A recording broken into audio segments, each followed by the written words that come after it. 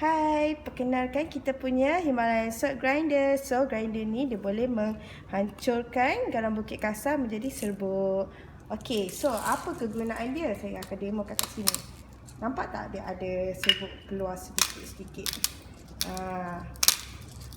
Okey, so kegunaan dia adalah untuk sebagai dressing salad, untuk sebagai dressing barbecue, seafood dan juga boleh untuk masakan dan minuman.